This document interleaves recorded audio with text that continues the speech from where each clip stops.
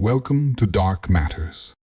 This particular series is a year-long exploration of the shadows of history, where each day unveils a gripping tale from our past.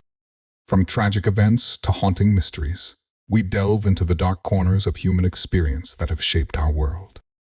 Join us as we journey through the calendar, uncovering a new story every day, starting from January 1st and continuing through December 31st.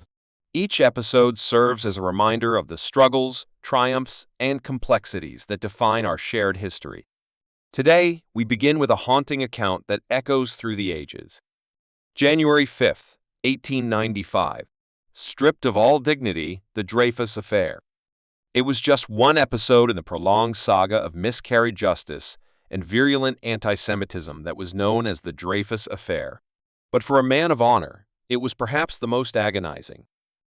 On the morning of 5th of January, 1895, Alfred Dreyfus, an artillery captain of Jewish descent attached to the French General Stay, having been secretly court-martialed and convicted of treason based on manufactured evidence, was forced to undergo an excruciating ritual of degradation before being shipped out to serve a life sentence on the fearsome penal colony Devil's Island. At 9 a.m., Dreyfus was marched into the center of the Cole Militaire Courtyard, where, before representatives of all France's armed forces and stands full of distinguished guests, his self-described horrible torture began. "I suffered agonizingly, but held myself erect with all my strength," he recalled. "To sustain me, I called up the memory of my wife and children." The sentence of degradation was read aloud, after which Dreyfus suddenly cried out to his comrades, "Soldiers, I am innocent. I swear that I am innocent. I remain worthy of serving in the army. Long live France. Long live the army." Despite his protests, guards stripped Dreyfus of his buttons, braids, and epaulets until his uniform was bare of decoration. Then, as the nail humiliation in what one witness described as a more exciting spectacle than the guillotine, they broke his saber in two. The ceremony ended with a parade, a walk of shame. "I was compelled to make the whole round of the square," Dreyfus recounted. "I heard the howls of the deluded mob. I felt the thrill which I knew must be running through those people, since they believed that before them was a convicted traitor to France, and I struggled to transmit to their hearts another thrill belief in my innocence." After 5 years spent rotting on Devil's Island, and many more years struggling to rehabilitate his good name, Dreyfus was eventually officially exonerated in the affair that came to sharply divide France. But the French military that had framed him was never quite reconciled to its own dishonor, and in 1985, it rejected a statue of Dreyfus holding his broken sword that was to be placed in the Cole Militaire Courtyard where the much-maligned soldier had been so cruelly dishonored. Defaced with the slogan "Dirty Jew in 22, the memorial now stands forlorn on an obscure Parisian Tracy Island. January 6, 1540. So not hot, Henry VIII meets his match, kills his matchmaker. Thomas Cromwell was Henry VIII's most adept henchman. He was the ruthless engineer of the English king's divorce from his rust wife, Catherine of Aragon, his split from Rome, and the destruction of his second wife, Anne Boleyn. But as a matchmaker, Henry's otherwise able minister was a dismal failure, a shortcoming that would cost him his head. Henry had married 3 times for love, but after the death of his third queen, Jane Seymour, the king's influential minister, determined a political match was in order to help shore up England's Protestant alliances in Germany. Cromwell settled on Anne, a princess from the Duchy of Cleves. And though he had never set eyes on her, Henry agreed to the match based on the glowing reports of her beauty and grace he'd received from his closest advisor and others, as well as a somewhat adoring portrait of the princess by the court painter Hans Holbein. Having successfully nested the political alliance with Cleves, Cromwell anxiously awaited his master's romantic response to his handiwork. It was not a good one. Henry had eagerly set out to the coast to meet his intended, and, as he put it, to nourish love. But upon rest seeing Anne, the king blanched. "I like her not." He stormed ominously, no doubt leaving Cromwell quaking. What exactly it was about poor Anne of Cleves that so repelled the king remains a mystery. Perhaps it was simply chemistry and intangible quality that would have been impossible for Cromwell to detect or convey. All that is certain is that Henry was very unhappy. "I see nothing in this woman as men report of her," he fumed, "and I marvel that wise men would make such report as they have done." To Cromwell he railed, "If I had known so much before, she had no coming hither to England." But what remedy now? Unfortunately, there was no remedy without imperiling the vital Cleves alliance. King Henry VIII, a monarch whose will was rarely thwarted, now found himself stuck, if it were not that she had come so far into my realm, and the great preparations in state that my people have made for her, and for fear of making a rule in the world, and of driving her brother into the arms of the emperor and the French king, I would not now marry her. But now it is too far gone, wherefore I am sorry." Having placed his master's neck into the yoke, as Henry put it. By his wedding day on January 6, 1540, Henry had hardly mellowed to the idea of Anne. "My lords," he said, pausing in front of the chapel at Greenwich Palace, "if it were not to satisfy the world and my realm, I would not do this day what I must do this day for any earthly thing." And if Cromwell hoped the king's mood might improve after he actually bedded Anne, he was sorely disappointed the next morning. "I liked her before not well," Henry told him, "but now I like her much worse." Indeed, the king made it clear that the wedding night had been exceedingly unsexy. "I have felt her belly and her breast, and thereby, as I can judge, she should be no maid, which so struck me to the heart when I felt them, that I had neither will nor courage to proceed further in other matters. I left her as good a maid as I found her." Mercifully, Anne never felt the sting of her new husband's rejection because, having been overly sheltered as a young woman, she was entirely ignorant about what was supposed to have happened. Henry made no effort to educate her further, which, given how fat and ornery he had become, was probably a blessing. Still, it did make Anne look a little silly. "Why, when he comes to bed, he kisseth me," she told her senior ladies-in-waiting, "and taketh me by the hand, and biddeth me good night, sweetheart, and in the morning kisseth me and biddeth farewell. Darling, is this not enough?" It was left to one of the women to explain to the queen that, no, it wasn't enough at all.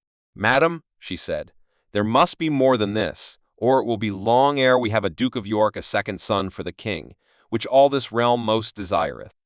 6 months after this farce of a marriage began, Henry had it annulled on the grounds of non-consummation, as well as an alleged premarital contract Anne's family had arranged with someone else.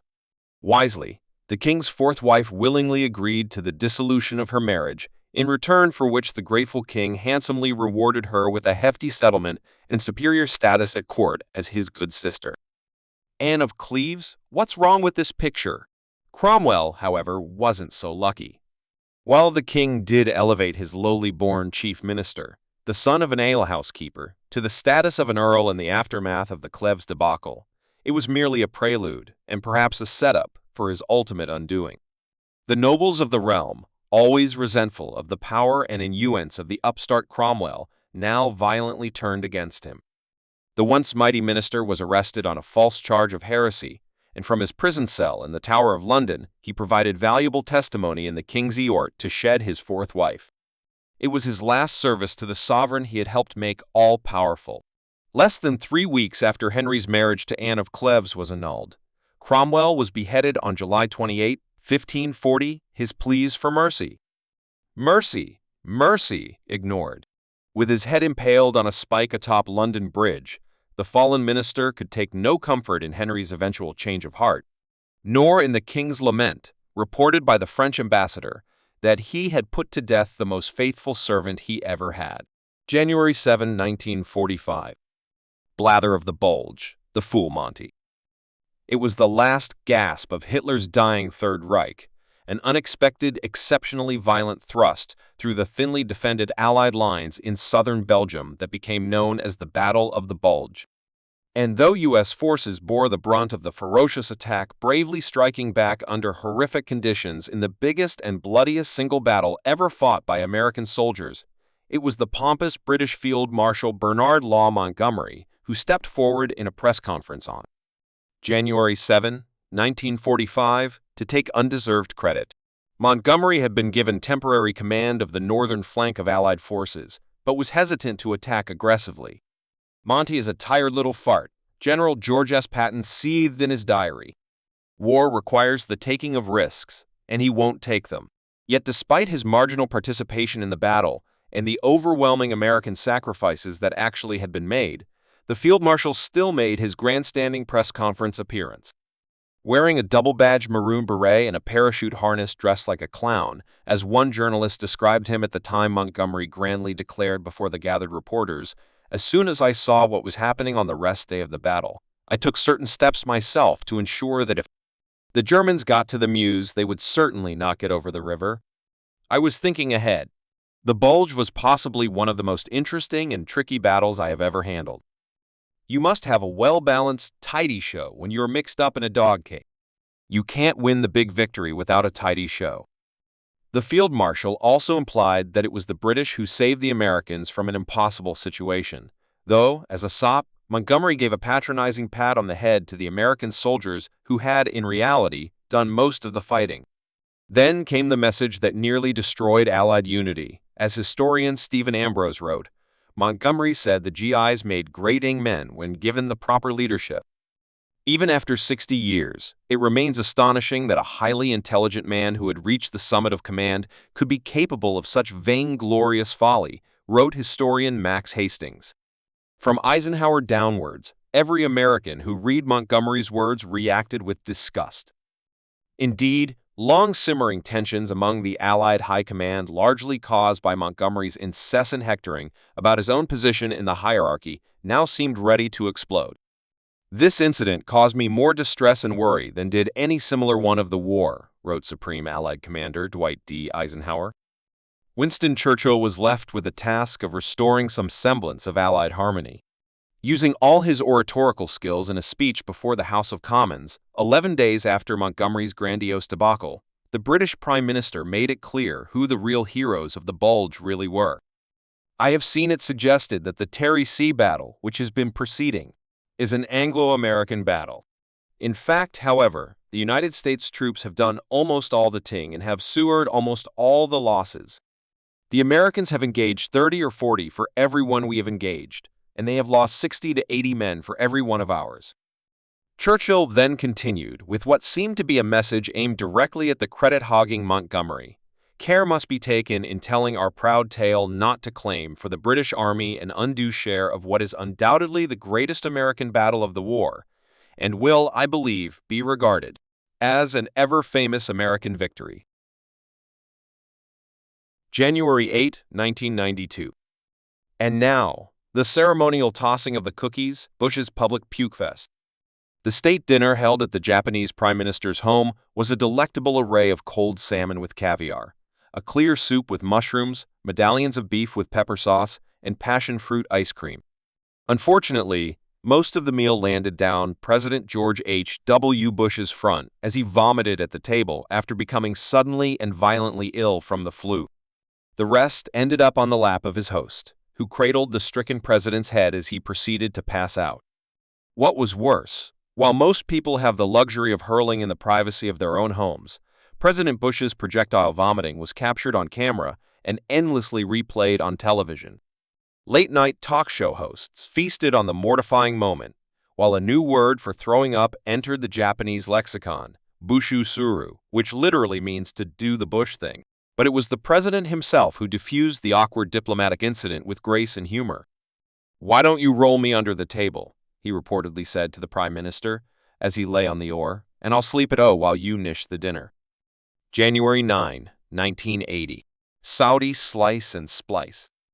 It was a busy day for beheadings in Saudi Arabia when, on the morning of January 9, 1980, 63 fanatical terrorists were publicly decapitated for having seized the Grand Mosque of Mecca the previous November.